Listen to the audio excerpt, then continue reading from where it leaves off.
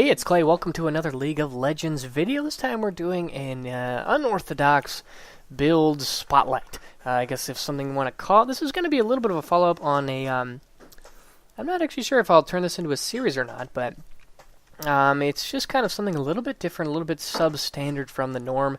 Kind of a follow-up maybe to the Magic Pen Dr. Mundo video did a little bit earlier, but this is another one of those games and builds that is just a little bit different than the norm, but I think is actually very underappreciated. You know, there are certain builds that are just straight up troll, straight up, you know, they're just plain bad. But then there are other builds that I think that are actually quite strong and quite viable, just a little bit unorthodox. And this one is AP Corki. Actually, I think it is more accurately characterized as Magic Pen / CDR Corki. I think that's a better way to phrase it and understand it. But I'm going Corki in the mid lane, taking him against Zed. You can see I'm starting with no attack damage, runes or masteries, and full AP caster style runes and masteries. I believe I'm running just my very standard setup, running 2190. All of the Zed takes me kind of low. All of the AP related masteries in the offensive tree, and then 9 points in the defensive tree. With Corki's recent changes, I'm getting very, very low. He actually is going to flash onto me, but take a tower shot for his trouble. But I'm going to survive just fine. I got a bunch of pots to fall back on. But with his recent changes, I find that 9 in the defensive tree is better just because your rockets, your ultimate is your main source of damage, so you don't really need the mana regen and the buff duration stuff from the utility tree like you maybe would with another champ. But anyways, and also for my runes, I believe I am running Magic Pen Marks, Armor Yellows, MR Blues, and then Flat Ability Power Quintessences. Very standard AP stuff. But anyways, Magic Pen / AP Corki. This is a really fun build. And it's very curious. It's very interesting. Corki has seen a ton of play. If you've watched the World Championships at all, you will have seen Corki has become top tier, god tier in terms of AD carries. He is absolutely strong right now, and part of that is because of his missiles, his ultimate. This build is pretty much 100% centering around his missiles. But a peculiar thing with AD Carry Corki is that his missiles actually deal magic damage, and they have mixed scaling, both AD and AP. So when you look at his numbers, there actually is a fairly strong argument. If you really want to maximize what you get out of his ultimate, out of his missiles, the best way to build it is with ability power. Because if you think about it, in late game, a mage will have earned, I don't know, maybe 600 or 700 AP if you build a ton of AP items. But an AD carry will maybe only get to 300 or 400. So you get a lot more bang for your buck with ability power. And if you look at the AP scaling, you get 30% of your AP, and then 45% of your AP on the big ones for your rockets. But you only get 20% and then 30% of your attack damage. So that's just kind of something to take into consideration. You're going to scale a lot harder with ability power than you are going to with attack damage. And on top of that, it's dealing magic damage. So magic penetration is actually the best way to scale up something like this that is very high base damage. I mean, it's on like a 1.2 second cooldown. And at max rank, you're doing 260 and then 390 on the big ones damage. That is a lot of damage. Almost 400 damage every third rocket on a 1.2 second cooldown. I mean, that's crazy high base damages. So this build focuses entirely on getting a lot of magic penetration and a lot of cooldown reduction, so you can spam your rockets. You can get a ton of damage out, relying on high base damages and cooldown reduction for constant rocket spam. So that's pretty much the point of this build. But let's go run through Corki's rest of his abilities and kind of see what's going on and how it all works and whatnot. So his passive, Hextech Shrapnel Shells. This passive is 100% useless with this build. It gives you 10% of his attack damage, dealt as true damage on his auto attacks. This is completely wasted in this build, so just something to keep in mind. It definitely puts his passive to waste. Next up will be his Q Phosphorus Bomb. This is a AoE targeted nuke. It is relatively short ranged, but it does have a lot of damage. Again, very high base damage, good AoE. 8-second cooldown is moderately low, and then it will also reveal enemies for 6 seconds, which is quite nice. So it's good for checking brush. It's good for looking for enemies. A lot of good uses for it. But this is your primary harass tool in lane. This is your primary damage tool, and it makes for a really good farming tool as well. You're just going to pop it on top there. I just used it right there on Zed because that little sparkly particle effect looks really nice. And it's also fantastic for your wave clear. You can drop one of these on the caster minions, row of minions, and then also one of your ultimates, and you'll clear the entire wave very nicely and quickly. Getting a ton of damage down onto this Zed. Can I actually? No, he's going to W away. It looks like getting him very low with a lot of poke. But your phosphorus bomb does have an AP ratio of 50%, which is quite nice. Definitely nothing to scoff at. Not super high, but for a 600 range, which is relatively low, but for an 8-second cooldown, this ability is quite nice that you're able to really maximize your damage that you get out of it. You can see Zed is going all in on me, and check this out right here. He actually does get the kill on me, but watch this. I think I want to say that I looked, yep, he was under 30 HP, so that was actually relatively unlucky for me. Oh, bummer. But anyways, Corki's next ability is his W Valkyrie. This is actually quite a strong ability. This is his primary escape tool. He will search the target location, and then in his trail, he will leave a blazing, Valkyrie of burning, I don't even know what you want to call it. But this actually does have fairly nice damage, and it have fairly nice AP ratio as well. So not something to be underestimated with AP Corki, that you really do actually get to maximize Valkyrie in terms of damage. And also, oh my gosh, I got him so low right there, squeezing that rocket in between those minions. Also, when you are going so much AP, you really want to get so much cooldown reduction, 40% cooldown reduction on this build. The cooldown, max level is 14 with 40% CDR. We're talking about like an 8-second cooldown, which is really, really nice. That's like Ezreal or Kassadin-like mobility. So this can go over walls, you can go aggressively, you can go passively to get away. So you really maximize your Valkyrie, using it right there to dodge Vi, and then leaving that burning trail behind. Not concerned at all. Getting really nice poke damage. Next up is his E Gatling Gun. This ability is completely wasted. He basically fires, let's see here, over 2.5 seconds. Over 4 seconds in a cone right in front of him. Relatively short range at 600 range, so it's about his auto attack distance. It does have an armor shred and an AD ratio, but this goes completely to waste, and I actually don't even put points in it till the end. So that's another thing to consider. You are wasting his passive and his E. But the whole entire reason that this build works is centered around his ultimate, Missile Barrage. This is on a about a 1 second cooldown, 1.2 second cooldown, and it works on an ammo system, kind of like Teemo's Mushrooms, where basically it has a flat cooldown of 12, 10, or 8 seconds as you put points into it. That's how often it takes to store up a missile, and then you can store up to 7 missiles and then fire them off at that 1.2 second cooldown, if that makes sense.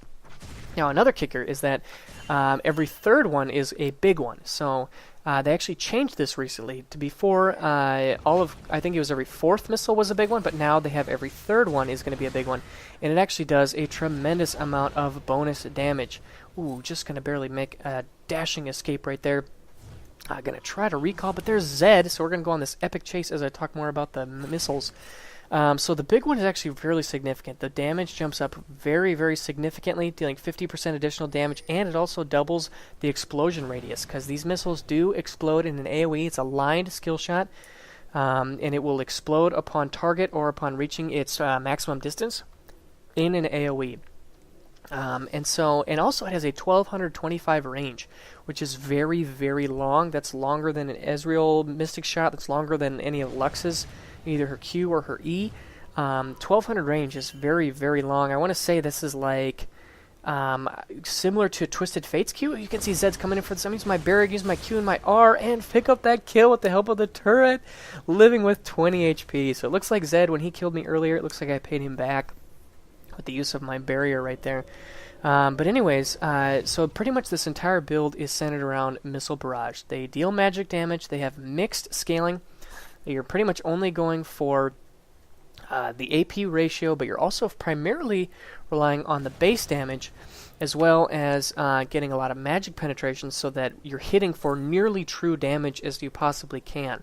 One thing to think about in terms of League of Legends is penetration is huge in terms of your damage, because once you hit level 30, everybody is going to have some sort of runes, or they're going to buy some sort of items to kind of counter your damage type. So with Corki, he's dealing a lot of magic damage. So if you really want to maximize your damage, it's best to go for penetration, so that you can make sure that your high flat damage is hitting for as close to true damage as possible, instead of going for a ton of AP with like a Death Cap and a Zonias and a Void Staff. You don't really want to get a ton of AP just because it goes a little bit to waste, because you're not necessarily relying on your massive ratios. You're relying more on your flat damage and getting a lot of CDR and Magic Pen, so you hit as hard as you possibly can. So anyways, let's get into the core build. I was going against Zed this game, so I had to kind of tweak it a little bit. But generally I like to get 1 mana item, and then I like to go for flat penetration as well as percent penetration. You want to get as much mana Magic Pen as you possibly can. So the basic item build that I really prefer is going Athenes. You know, you'll get your Chalice into Athenes if you're going against another AP mage. That is definitely the best start, because Athenes does a number of things for you. It gives you 100%, like 100% uptime in terms of your mana. You're never going to run out of mana when you're spamming your Q and your R. And it also gives you 20% CDR, which is really huge on this build. You need to get a 20% CDR item. It's extremely crucial to get a 20% CDR item. So Athenes does a lot of that for you. But if I put all that money into Athenes against Zed, he's going to be able to blow me up very, very easily. I need to get some sort of defense. Oh, I actually got the kill right there. I want to see if we can rewind and take a look at that. Zed actually did not know that I was here, so I hit there's a rocket, there's another rocket, and I think there's my Q actually picks up that kill. So pretty cool right there to pick up that kill on a Zed. But anyways, so Athenes on Holy Grail is definitely core if you're going against an AP mid. Against an AD mid, I tend to rush Tier. Just because Tier works really well, your missiles are on such a low cooldown that you'll be able to stack your Tier very quickly. And a Tier is basically as good as you're able to stack it. It's not cost efficient right away, but you know, the more and more stacks that you put into it, the more and more cost efficient it becomes. So because you can stack it very quickly, that means that it is actually a pretty good item on Corki. After the Tier, I'm going for Morellonomicon. That is mostly for the 20% CDR. Of all the 20% CDR items, I believe Morellonomicon is the most cost effective.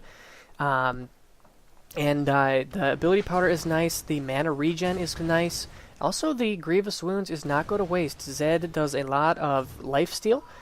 So reducing his ability to lifesteal during these little battles is nice. It's just kind of a minor thing, but it doesn't go to waste. And I do really like Morellonomicon. Now after that, you really need Sorc Shoes. Sorc Shoes are 100% required in this build. And then after that, you also really need Haunting Guise. That is also 100% required. So that's kind of your core, is you want to get a mana item, either Tier if you're going against an AD, or Athenes if you're going against an AP. Then you also want to get a 20% CDR item. Athenes takes care of that. If you went for Tier, then you need to get Morellonomicon. And then after that, you want to go for penetration. Getting Sorc Shoes, getting Haunting Guise gives you a ton of early penetration. So your rockets are going to be, like I said, hitting for as close to true damage as possible. And you're going to be... flat penetration is very, very effective early on.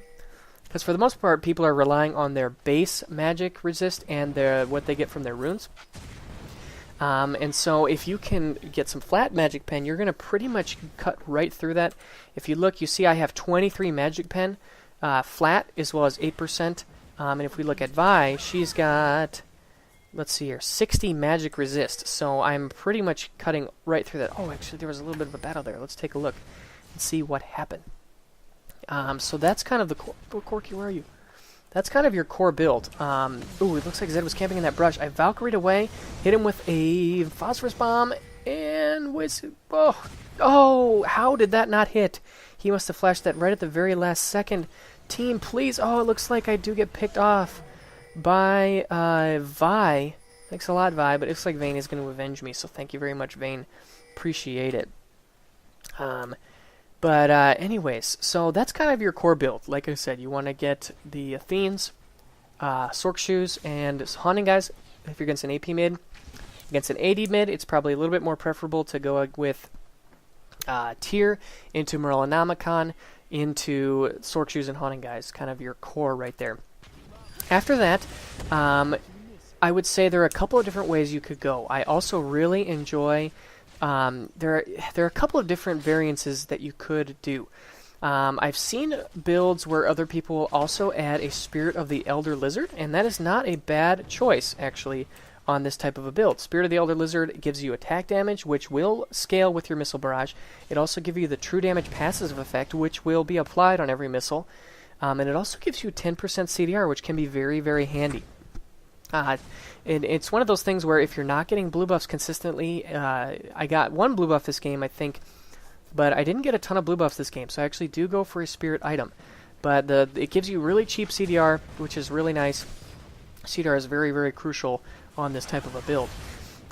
You could also go for Spirit of the Spectral Wraith if you feel like you need the sustain, which is actually what I did this game. I was kind of testing it out, and I thought it was okay.